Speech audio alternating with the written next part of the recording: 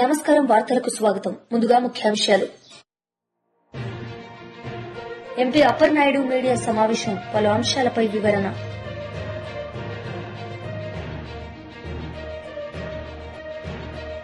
BRS leader Dasoju Shravan Kumar media సమావేశం, పలు అంశాలపై వివరణ. వైసీపీ మహిళా లీడర్ వరుడు కళ్యాణి మీడియా సమావేశం నిర్వహించారు. ఈ సందర్భంగా పలు అంశాలపై ఆమె మాట్లాడారు. మోసం చేయడం జరిగింది, దగా చేయడం జరిగింది. దుర్గమ్మ పాదాల చెంత చంద్రబాబు నాయుడు గారు, పవన్ కళ్యాణ్ గారు, అలాగే లోకేష్ గారు ఇంత దారుణంగా మహిళల్ని మోసం చేయడం సమంజసమా?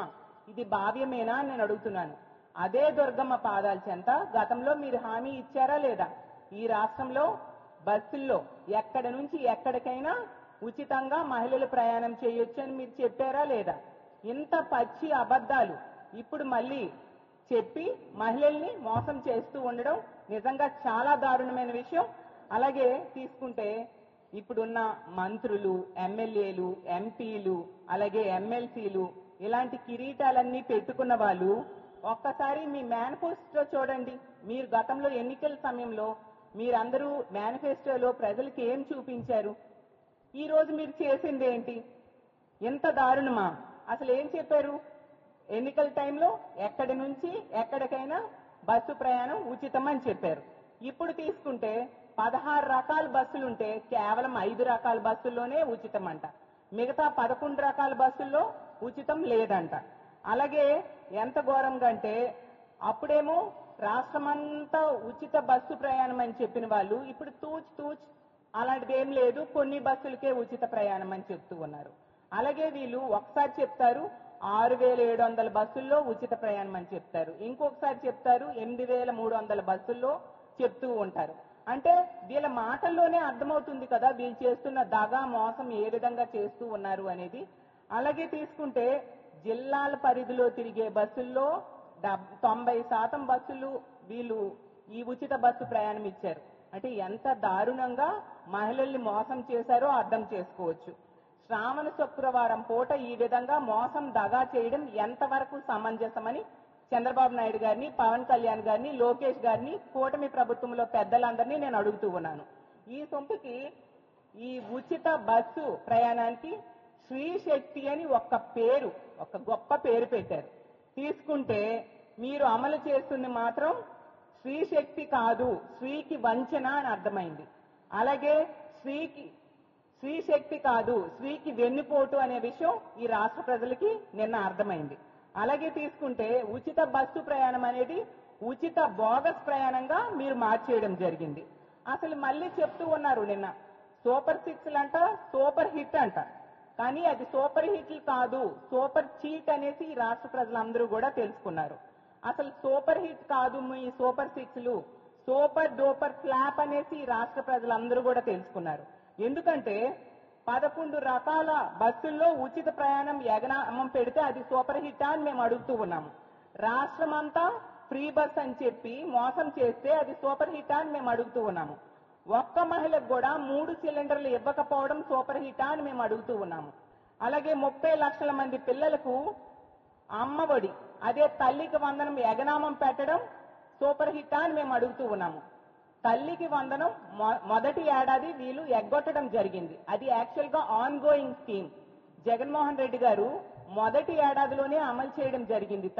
తల్లికి వందనం గతంలో అమ్మఒడి పథకాన్ని మొదటి ఏడాదిలోనే జగన్మోహన్ రెడ్డి గారు అమలు చేస్తే వీళ్ళు మొదటి ఏడాది ఎగ్గొట్టి ఇప్పుడు కూడా 30 లక్షల మందికి ఎగ్గొట్టడం జరిగింది. దాన్ని సూపర్ హిట్ అంటారా నేను అడుగుతూ ఉన్నాను. అలాగే 2 కోట్ల మంది మహిళలకు ఆడబిడ్డ నిధి ఎగ్గొట్టడం జరిగింది. మనం తీసుకుంటే ఈ కూటమి ప్రభుత్వం అధికారంలోకి వచ్చి 15 నెలలైంది. వీళ్ళు ఏం చెప్పారు? ఎన్నికలు అయిన వెంటనే, కూటమి అధికారంలోకి వచ్చిన వెంటనే ఆడబిడ్డ నిధి అంటే 19 సంవత్సరాల నుంచి 59 సంవత్సరాల మధ్య ఉన్న మహిళలకి నెలకి 1500 చొప్పున ఇచ్చి తీరుతామని ఓదరగొట్టి ఎంతగానో ప్రచారం చేసుకొని మహిళలు ఓట్లు వేయించుకొని ఈ రోజు 15 నెలలైనా కూడా ఆడబిడ్డ నిధి ఇవ్వకుండా ఎగనామం పెట్టిన పరిస్థితి ఎవ్వరూ కూడా మర్చిపోలేదు. దాన్ని సూపర్ హిట్ అంటారా నేను అడుగుతూ ఉన్నాను.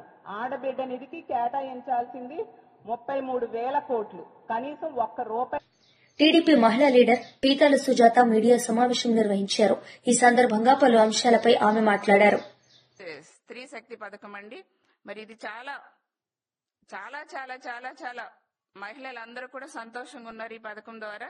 మరి రాష్ట్ర వ్యాప్తంగా ఉన్నటువంటి మహిళలందరూ కూడా, యువత గాని, పిల్లలు గాని, ట్రాన్స్జెండర్స్ గాని అందరూ కూడా ఉచితంగా బస్సుల్లో ప్రయాణం చేయొచ్చండి. రాష్ట్ర వ్యాప్తంగా ఏ మూల నుంచి అయినా సరే మన ఆంధ్రప్రదేశ్ రాష్ట్రంలో ప్రయాణం చేయవచ్చు అనేసి కూడా మేము క్లియర్ గా తెలియజేస్తున్నాం. మీకు ఆధార్ కార్డు, అదేవిధంగా రేషన్ కార్డు, ఓటర్ కార్డు, ఇవి ఐడెంటిటీ కార్డు మీ దగ్గర ఉంటే డెఫినెట్ గా ఫ్రీ ఫెయిర్ టికెట్ మీకు ఇవ్వటం జరుగుతుంది. చక్కగా హ్యాపీగా మీరు ఈ పథకాన్ని ఉపయోగించుకుని ప్రయాణాలు చేయండి. ఈ స్త్రీ శక్తి పథకం ద్వారా ఇంకొకటి ఏంటంటేనండి, బంధాలు కూడా బలపడతాయి, కుటుంబ బంధాలు బలపడతాయి అనేసి కూడా నేను తెలియజేస్తున్నా. ఎందుకంటే ఫైనాన్షియల్ ప్రాబ్లం వల్ల అన్నదమ్ముల ఇంట్లోకి వెళ్లాలన్నా, బంధువుల ఇంట్లోకి వెళ్లాలన్నా కూడా లేడీస్ చాలా ఆలోచిస్తారు. భర్తకి భారం కాకూడదు, కుటుంబంలో ఇది ఏదో ఖర్చుకు వస్తుందిలే, పిల్లలకి ఇది ఏదో ఖర్చుకు వస్తుంది, భర్తకి ఇంట్లో గడపడానికి ఏదో ఒక ఖర్చుకు వస్తుందిలే అనేసి ప్రయాణాలు కూడా క్యాన్సిల్ చేసుకునే కుటుంబాలు, మహిళలు చాలా మంది ఉన్నారు. కాబట్టి వాళ్ళందరికీ కూడా ఇది చాలా చాలా బెనిఫిట్ గా ఉంటదండి, చాలా చాలా మంచిది.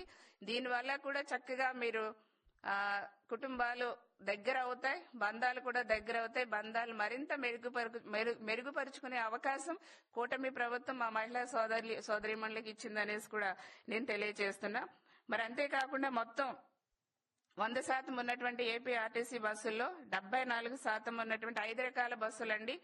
పల్లె వెలుగు గాని, అల్ట్రా పల్లె వెలుగు గాని, ఎక్స్ప్రెస్ గాని, అదేవిధంగా మన మెట్రో ఎక్స్ప్రెస్ గాని, సిటీ ఆర్డినరీ గాని, ఈ బస్సులన్నిటిలో కూడా చక్కగా ఉచిత ప్రయాణం మహిళలందరూ కూడా చేయొచ్చు రాష్ట్ర వ్యాప్తంగా అనేసి కూడా మరొకసారి తెలియజేస్తున్నాం.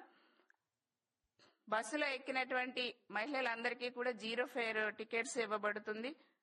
తర్వాత దాదాపుగా రాష్ట్రంలో 11,448 బస్సులుండగా మరి దీనికోసం 8,458 బస్సుల్ని మా మహిళా సోదరీమణులకి ప్రభుత్వం కేటాయించిందండి. ఇది చక్కగా ఈ బస్సుల్లో ప్రయాణాలు చేయాలని కూడా తెలియజేస్తున్నాం. దీనికోసం ప్రభుత్వంపై ఒక్క నెలకి 162 కోట్ల చొప్పున సంవత్సరానికి 1942 కోట్ల రూపాయల భారం పడుతుంది. ఇదంతా కూడా ఏపీఎస్ఆర్టీసీ ప్రభుత్వం చెల్లిస్తుంది. ప్రజల మీద ఒక్క రూపాయి భారం పడకుండా ప్రభుత్వమే భరిస్తుంది అనేసి కూడా మేము చాలా హ్యాపీగా తెలియజేస్తున్నాం. దాదాపుగా ఈ పథకం వల్ల సగటున రోజుకి 25 లక్షల మంది మహిళలు, బాలికలు ఉచితంగా ప్రయాణం చేస్తారని కూడా, చేయబోతున్నారనేసి కూడా నేను ఈ సందర్భంగా ప్రజలందరికీ కూడా తెలియజేస్తున్నా. అంతేకాకుండా ఈ ఉచిత బస్సు ప్రయాణం ద్వారా దూర ప్రాంతాల్లో ఉద్యోగం చేసుకునే మహిళలకి చాలా ఉపయోగకరంగా ఉంటుందండి.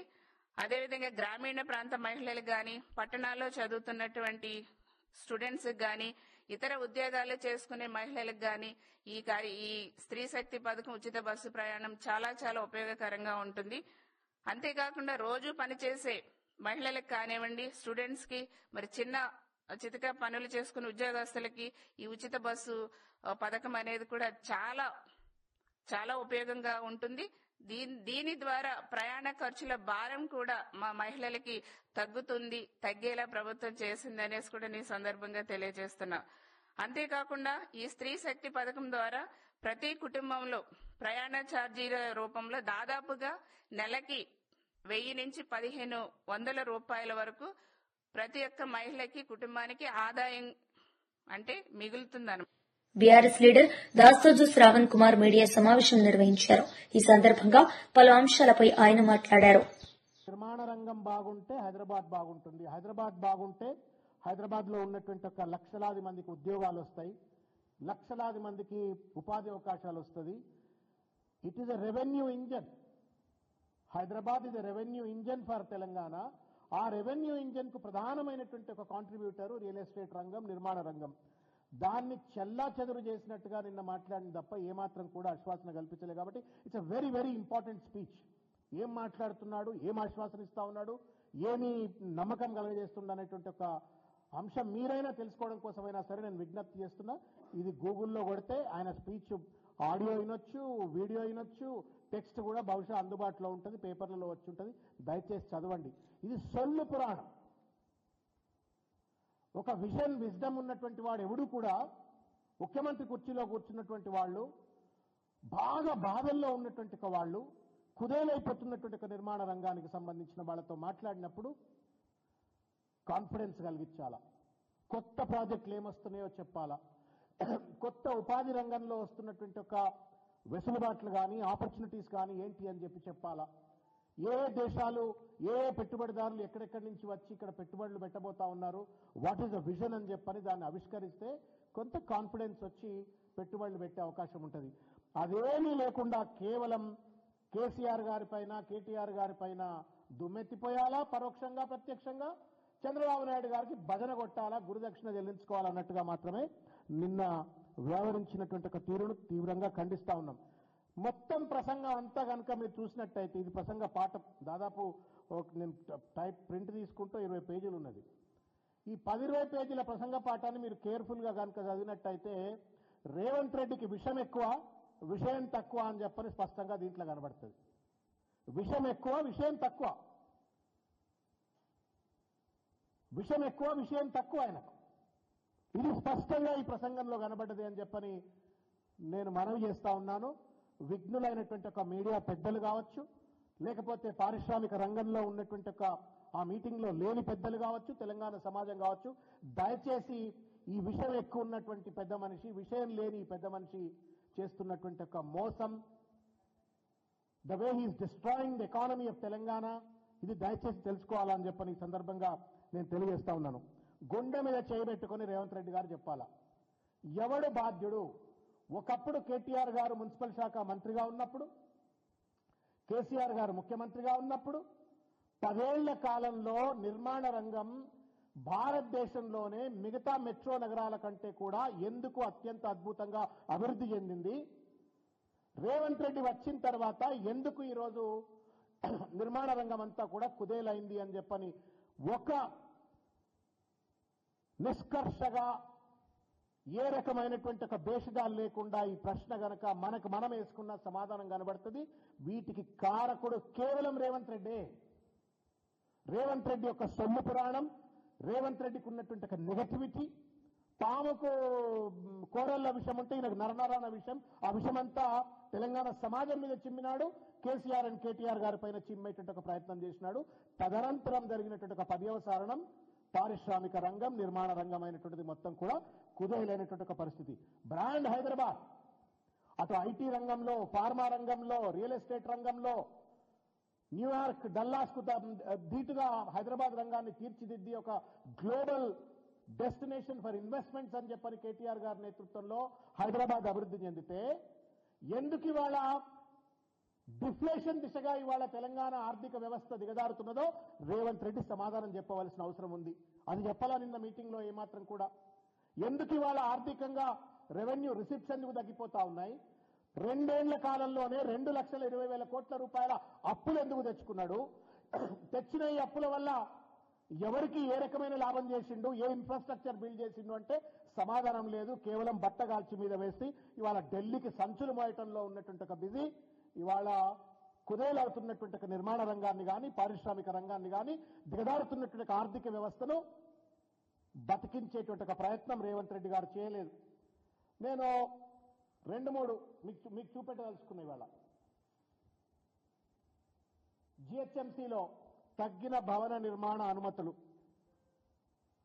హెచ్ఎండిఏ వాళ్ళు అనుమతులు ఇవ్వరు, ఆదాయం పెంచరు, హెచ్ఎండిఏలో పడికేసినటువంటి ఒక ప్లానింగ్.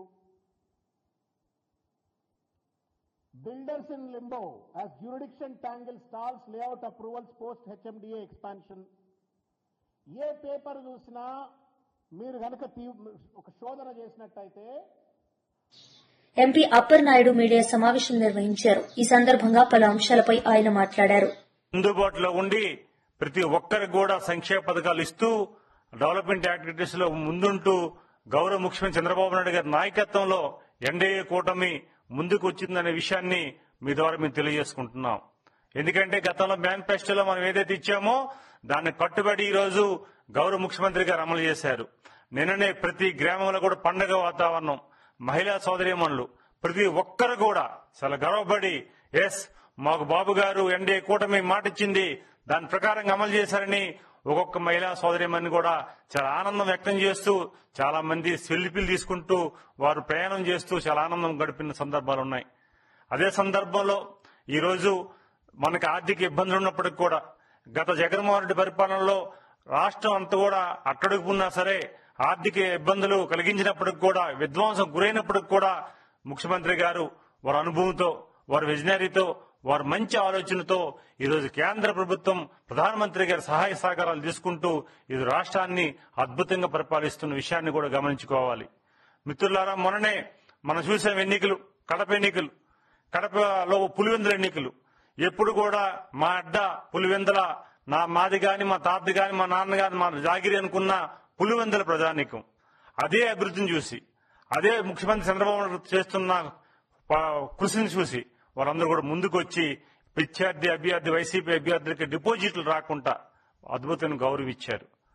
ఆ గౌరవానికి ఈరోజు మనం చూస్తుంటే జగన్మోహన్ రెడ్డి ఒక పార్లమెంట్ సభ్యుడిగా, ఒక శాసనసభ్యుడిగా, ఒక ముఖ్యమంత్రిగా 5 ఏళ్లు పరిపాలన చేసిన వ్యక్తి, ముఖ్యమంత్రికి పనిచేసిన వ్యక్తి స్వాతంత్ర సమర యోధుల రోజున మన ఆగస్టు 15 రోజున జెండా ఆవిష్కరణ చేసే కార్యక్రమానికి దూరంగా ఉన్న సందర్భాలు మనం గుర్తు చేసుకోవాలి. ఎందుకన్నా ఈ విషయం అంటే దేశంలో గాని విదేశాల్లో ఉన్న తెలుగువారు గాని లేకపోతే భారతీయులు గాని ప్రతి ఒక్కరు కూడా గర్వంగా ఆ రోజు మనం ఆగస్టు 15ని జెండా పండుగ మనం అద్భుతంగా చేసుకుంటాం, ఒక పండుగ వాతావరణం చేసుకుంటాం. ఎందుకంటే ఈ విషయం చెప్తున్నానంటే చాలా మంది మీ గ్రామాల్లో తిరుగుతున్నప్పుడు చూస్తున్నాం, వారు కొద్దిగా అనారోగ్యం గురైనా సరే వాళ్ళ మంచం మీద పడుకుని ఉన్నా సరే ఆ జెండా కనిపిస్తే సెల్యూట్ చేసే సందర్భాలు కూడా ఉన్నాయి.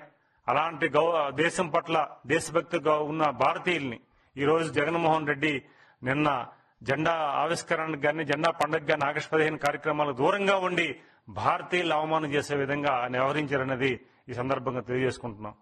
ఆయన ప్రజల పట్ల గాని దేశం పట్ల గాని ఎటువంటి దేశభక్తి లేదు, ఎటువంటి ప్రేమాభిమానాలు లేవు. ఎక్కడ కూడా ఆయనకు కావాల్సింది స్వార్థ రాజకీయాలు కావాలి, కుట్ర రాజకీయాలు కావాలి, విధ్వంస రాజకీయాలు కావాలి తప్ప ఇలాంటి వ్యవహారాలు ఇప్పుడు కూడా ఆయన ఇన్వాల్వ్ ఎవరనేది మనం చూసుకోవాలి. అలాగే చాలా సందర్భాల్లో కూడా ఎప్పుడు కూడా భారతదేశం సంబంధించిన భారతీయులు ఒక ఏదైనా ఇతర దేశాలకి మనకి ఒక పాకిస్తాన్కో మనకో ఏదైనా ఒక యాక్టివిటీస్ వస్తే ఒక భారత బంద్ చేయమంటే పులివెందు ప్రాంతాల్లో కూడా కొన్ని సందర్భాల్లో ఆ భారత బంద్ కూడా కాకుండా చేసిన అడ్డుకున్న జగన్మోహన్ రెడ్డి విషయాన్ని కూడా మనం ప్రస్తావన చేసుకోవాలి. చాలా సందర్భాల్లో దేశ సామీక్యత కోసం ఐక్యత కోసం చేసిన కార్యక్రమాలు కూడా ఇప్పుడు పాలు పంచుకోలేదు. సరే, రాష్ట్రం సంబంధించిన వ్యవహారాలు కూడా పూర్తిగా పాల్గొనలేదు, అది పక్కన పెడితే కనీసం ఒక పౌరుడిగా ఈ భారతీయుడిగా కనీసం నీ బాధ్యత ఉంది, ఆ బాధ్యతని విస్మరించి ఎక్కడో ప్యాలెస్లో ఇంకెక్కడ palace Bengaluru, full time Bengaluru, part time Tadepalli, Bengaluru palace లో కూర్చొని పబ్జీ గేమ్ ఆడుకుంటున్నాడో లేకపోతే ఇంకితరత్ర యాక్టివిటీ చేసుకుంటున్నాడో లేకపోతే రాష్ట్రంలో ఎలాంటి విధ్వంసాలు చేయాలో కూర్చొని ఆలోచిస్తున్నాడు. కానీ నిన్న కార్యక్రమం హాజరు కాలేదు. సగటు భారతీయులందరూ కూడా అవమానం చేసినట్లుగా చాలా మంది చెప్తున్నారు. స్వాతంత్ర సమరయోధులు అందరూ కూడా ప్రజాస్వామ్యయోధులు చెప్తున్నారు, అరే జగన్మోహన్ రెడ్డికి కనీసం ఒక 10 నిమిషాల కార్యక్రమాన్ని కూడా అటెండ్ అయ్యి ఆ దేశం ఆ జెండాకి భారత జెండాకి సెల్యూట్ చేసే వారికి మినిమం దానికి లేకపోవడం బాధాకరమని చాలా మంది నిన్న సందర్భంలో చెప్పారు. ఈరోజు జగన్మోహన్ రెడ్డి మరొక వైసీపీ లీడర్ మీడియా సమావేశం నిర్వహించారు. ఈ సందర్భంగా పలు అంశాలపై ఆయన మాట్లాడారు. చేసే ఆలోచన అతనికి ఎప్పుడూ ఉండదు. సూపర్ 6 చాలా సూపర్ గా అమలు చేయబడతా ఉంది, చేశారని కూడా ఆయన ప్రకటించుకున్నాడు. దాంట్లో పాటుగానే రాజకీయాలు మాట్లాడుతూ ఏదో స్వాతంత్రం లభించిందని కూడా మాట్లాడారు. చంద్రబాబు గారు, మీరు బహుశా మా నాయకుడు జగన్మోహన్ రెడ్డి గారు చెప్పినట్లు బహుశా ఆఖరి ఎలక్షన్ చేస్తారేమో, ఇంకా బహుశా మీరు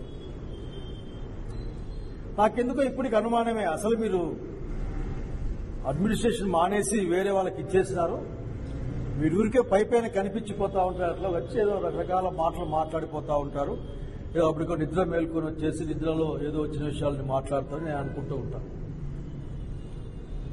అండ్ ఈ సూపర్ 6 అనేది ఎక్కడ అమలైందో నువ్వు చెప్పాలా? ఎప్పుడు మోసపూరితమైన వాగ్దానాలన్నా గూగుల్ లేకపోయి రీకాలింగ్ చంద్రబాబు నాయుడు కొడితేనే మోసం వాగ్దానం అని వస్తా ఉంది. చంద్రబాబు నాయుడు వాగ్దానాలన్నీ మోసమే అని వస్తా ఉంది. అంటే చివరికి గూగుల్ కూడా దాన్ని తీసుకుంది. మీరంటేనే చంద్రబాబు నాయుడు గారు అంటేనే మోసం మాటలు చెప్తాడు, మోసం చేస్తాడు అనే విధంగానే ట్రెండ్ అవుతుంది ఈ రోజున. చంద్రబాబు నాయుడు గారు మీ సూపర్ 6 ని ఎక్కడ చూస్తారో అక్కడ మేమే ఏర్పాట్లు చేస్తాం. ఎందుకంటే ఇప్పటికే 2 లక్షల కోట్ల రూపాయలు అప్పు చేసి కూడా ఎవరికి కూడా ఏమీ ఇవ్వకుండా, కేవలం డబ్బులు ఏమైనాయో కూడా చెప్పకుండా ప్రతి వారం అప్పులు చేసుకుని ఈ రాష్ట్రాన్ని అధోగతి పాలు చేస్తున్న మీ నాయకత్వంలో ఉన్న ఈ రాష్ట్రానికి చెప్పేదేమంటే, మీకు ఇబ్బంది ఏమో, మీరు ఏ మండలానికి వస్తే ఆ మండలంలో మీకోసం లేకపోతే ఏ కాన్ఫరెన్స్కి వస్తే ముఖ్యం నా కాన్ఫరెన్స్కి రండి, వేరే వాళ్ళతో ఎందుకు, నాకు ఏర్పాటు చేద్దాం. మీరు పోయిన సంవత్సరం నుంచి ఇంతవరకు ఎంతమందికి ఆడబిడ్డ డబ్బులు ఇచ్చారు? ఎంతమంది రైతులకు మీరు రైతు భరోసా ఇచ్చారు? అట్లాగే అమ్మఒడి అనబడే తల్లికి వందనం ప్రోగ్రాం, లేదా తల్లికి వందనం అనబడే అమ్మఒడి ప్రోగ్రాం ఎంతమందికి ఇచ్చారు? సరే, బస్సింగ్ నిన్ననే మొదలు పెట్టినారు. 15 రకరకాల సర్వీసులుంటే 5-6 సర్వీసులు మాత్రమే పర్మిషన్ ఇస్తామని చెప్పారు. విపరీతంగా మీరు ప్రచారానికి చేసుకున్న డబ్బులు ఆర్టీసీకి ఇచ్చినా కనీసం ఆర్టీసీ వాళ్ళకి డీజిల్ కన్నా వచ్చి ఉండేది. రండి మాట్లాడదాం. అంత నిస్సిగ్గుగా, అంత బహిరంగంగా ఏ విధంగా మీరు మోసపు మాటలు చెప్పగలరో మాకు ఇప్పటికీ అర్థం కాదు. మీరు మారడమే లేదు. మీకు ఏ కోశానా మీ మొహంలో ఆ అపరాధ భావం కూడా కనపడదు. చెప్తా పోతా ఉంటారు. ప్రజల ఆరోగ్యాన్ని కాపాడుకోవడం కోసం మద్యం పాలసీ మేము తెచ్చినాం, నాణ్యమైన మద్యాన్ని మేము ఇస్తున్నామని చెప్పడానికి మీకెట్లా ఉందో గానీ వినడానికి మాలాంటి వాళ్ళకి చాలా ఇబ్బందిగా ఉంది.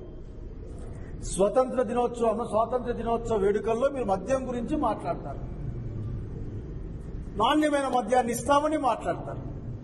మీ నాణ్యమైన మద్యం బెల్ట్ షాపుల రూపేణా అన్ని ఊర్లలో వాడవాడల్లో ఉంది.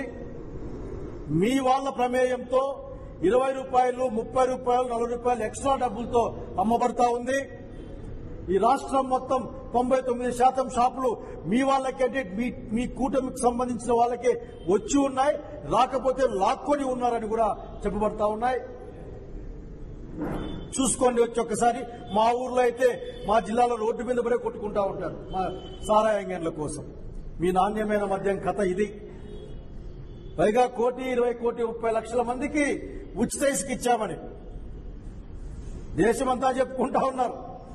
జగన్మోహన్ రెడ్డి గారి పరిపాలనలో ఉన్న ధర కంటే ఎక్కువ డబ్బులు ఖర్చు అవుతా ఉన్నాయి.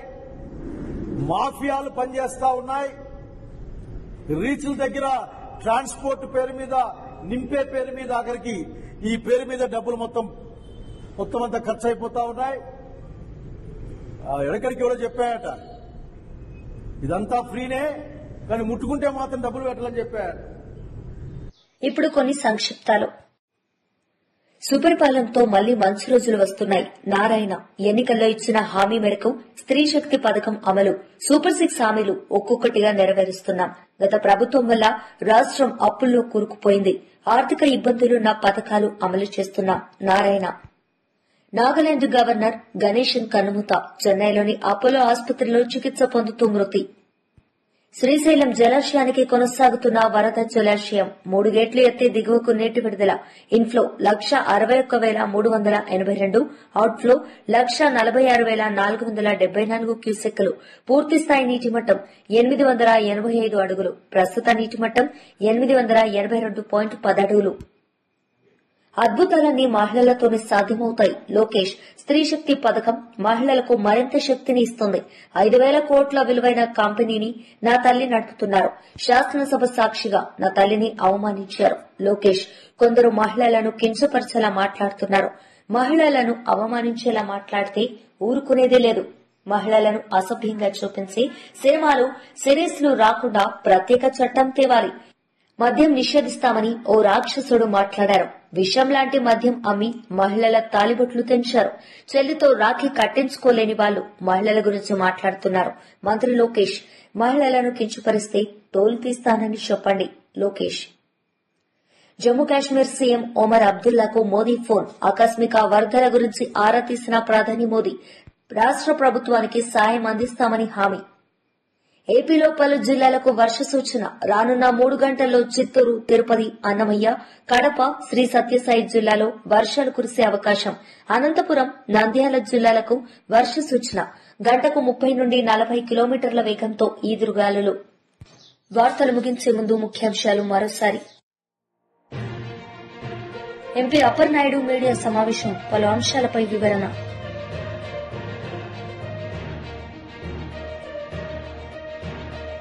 BRS leader Dasoju Shravan Kumar media సమావేశం, పలు అంశాలపై వివరణ. ఈ వార్తలు ఇంతటితో సమాప్తం. తిరిగి ప్రసారమయ్యే వార్తల్లో మళ్ళీ కలుద్దాం. అంతవరకు సెలవు. నమస్తే.